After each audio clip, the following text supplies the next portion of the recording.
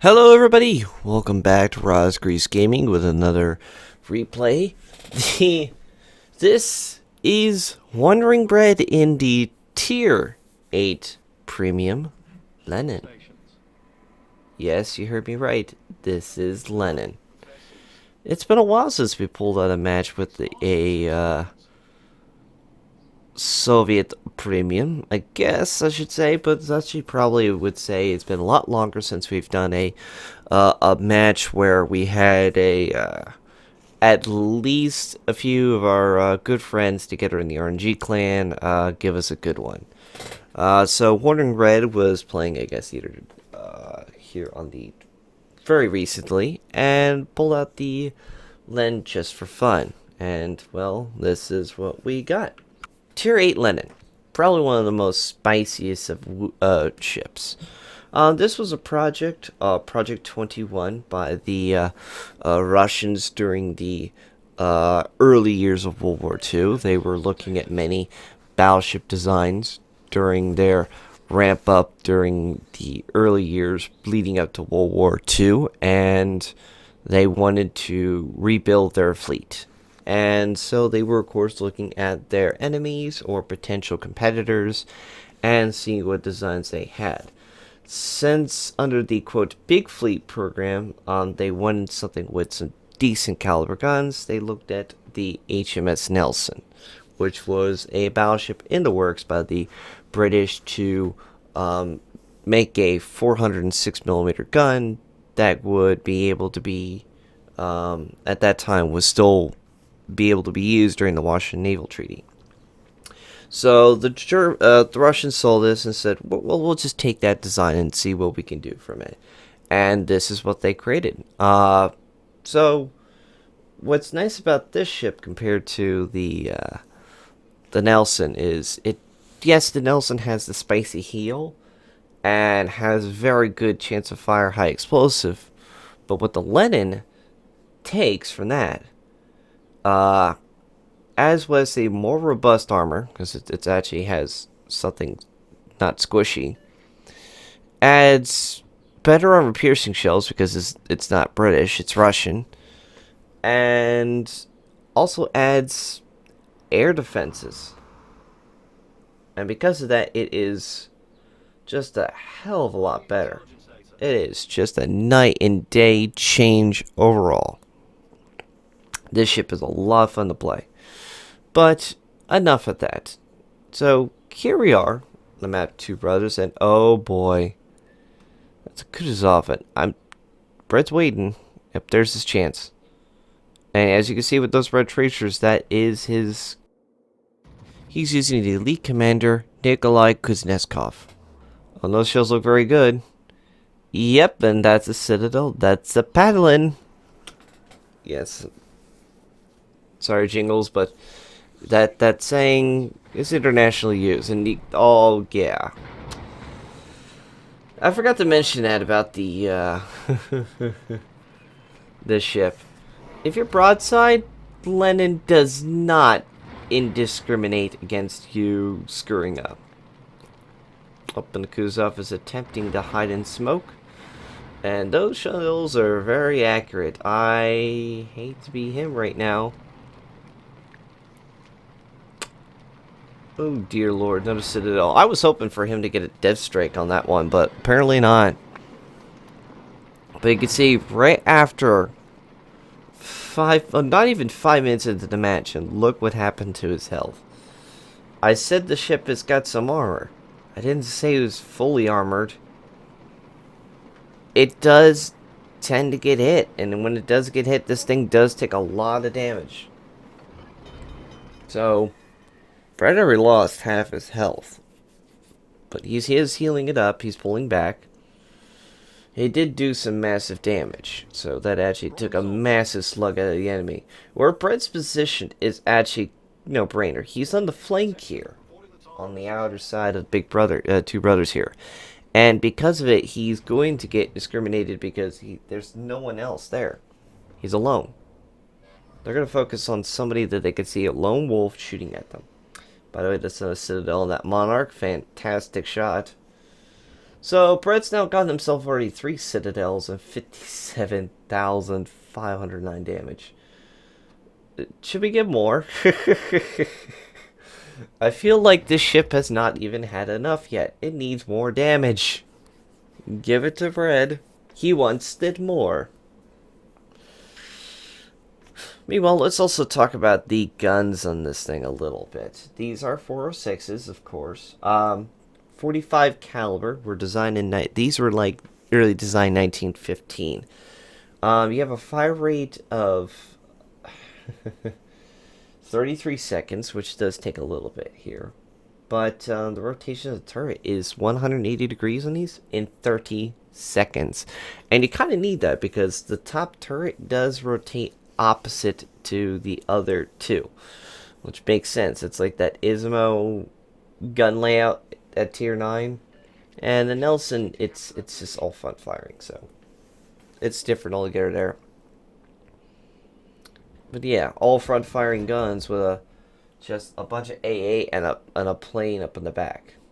Makes no brainer there, huh? And oh, there's the Elbemare, British heavy cruiser. But that didn't say that it's well armored. Yep, that is another Citadel, and that is another massive amount of damage to that ship. He is lucky. No, he's not lucky. He just got hit by those carrier planes too. And now Saint's focusing on him as well. That's a lot of shells coming his way. He's healing, but yeah, Brett's going to be able to just... There he is again. He's just able to look at him. He was already reloaded in time. He needed to get out of there, but because he's so slow and he hasn't got himself in a proper position, well, that was bound to happen. Like, honestly, there is no other way around that he was going to go. He put himself in a position where either A, he was going to either retreat in between those two islands if he could move quick enough, which he didn't, or B, and oh, that was what was left of the Kutuzov. Brett, can you finish him off? Honestly, he just one little whiff, please. Feel free to finish him off. Thank you, Brett. There's Brett's secondary kill. And there's his ally, Ramrod Prime. Interesting account name, sir. Also, I should also mention Saint Polaris in his British heavy cruiser. And there's the Massachusetts. It's the black edition, but it's a Massachusetts black. It's just a Massachusetts. It's just a big old battleship with secondaries that everybody loves. What is not to love, Raz? It does secondaries like crazy. Yeah, but the guns aren't as special. And here comes the Lexington with bringing the torpedoes and dropping in straight on. Buddy. If you're gonna throw torpedoes, at least know how to position them so they actually can do some massive damage. But now you can clearly see this ship's advantage in anti-air defense compared to the Nelson. And in most cases, most commanders don't put basic or advanced fire training on to buff their air defense. Not like it used to be, where aircraft carriers did insane amount of damage with their torpedoes and everything else. And that's a broadside battleship, and no! Brett gets rickrolled on the shot. Sorry. It's okay. Get another chance of that pretty much very soon. Look at that. See? This is what's nice about the the Lenin. If you just let this sucker take its time, it reloads pretty decently. It does feel like sometimes an eternity, but 33 seconds isn't as long as you think. And what is that Monarch doing? Oh boy. Well, he'll learn his lesson.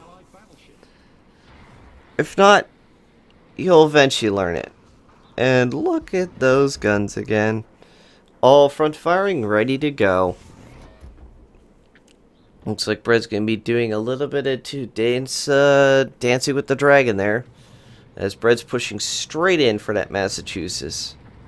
Now, he's even top of the deck because he's trying to hit the guns there.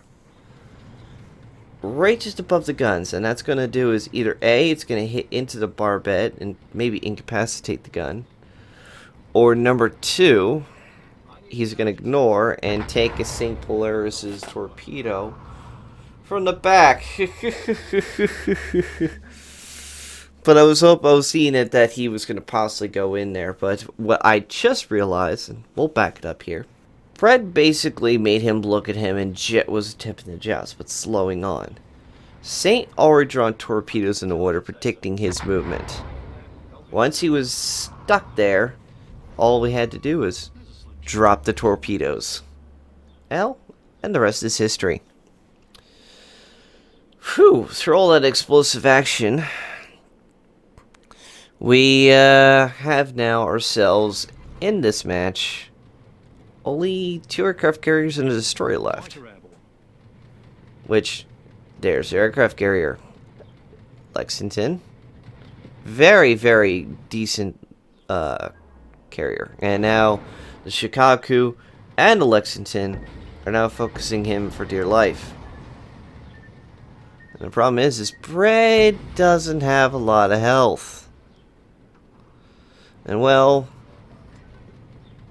oh boy, Lenin doesn't have that great of a torpedo protection.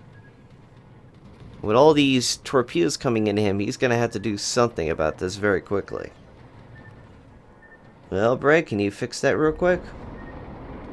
Oh, that'd be decent.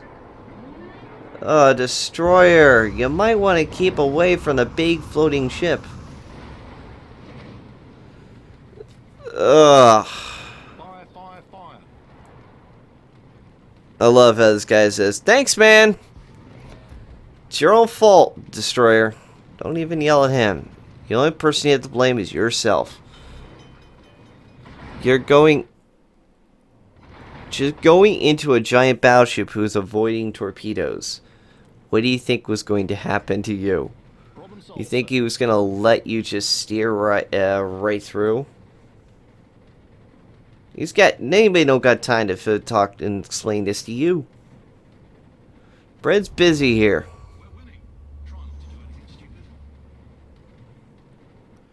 And here comes more shells into Lexington. Bombs are away. And Bread gets the high caliber and the flesh wound. And Bread leaves that match with, I don't know. You tell me, kids in the class. Bread leaves this match with 203,000 damage, 60 penetrational hits, 20 citadels, 4 kills, 7 defend ribbons, 11 secondary hits with 5 planes shot down by the fighter, and an additional 17 by the anti-air on the Lenin. Remember, that's a tier 8 against a tier 8, and this ship isn't, well, spectacular in its anti-air defenses, with 1,000,000 credits profit. Oh yes, that happened. Thank you so much, Brett, for sending this one in. This was quite the quick, but yet spicy of a match. If it wasn't for a few false mistakes from a lot of broadsiding battleships and cruisers, you guys probably would have been taking a lot longer, and probably with all the fires coming on you, you probably would have been a lot worse shape, Brett. But other than that, it was quite the match for sure. Unfortunately, sorry Zed, but you can complain all you want, but that was not Brett's fault. That was you and you alone. That's pretty much it for this video. If you guys have any replays you wish to show us, or a funny moment that you got recorded, or a replay of it, please send it into the email description down below through WoW's Replays, All actual information on that, even if you want to make it easier, is in my Discord link down in the description. You guys can join my Discord if you wish. That is a awesome community there for a lot of Warship fans and a lot of other gamers who love to hang out and play, talk shop, talk about games, and other things in between. As always, take care of yourselves and hope to see you all on the high seas.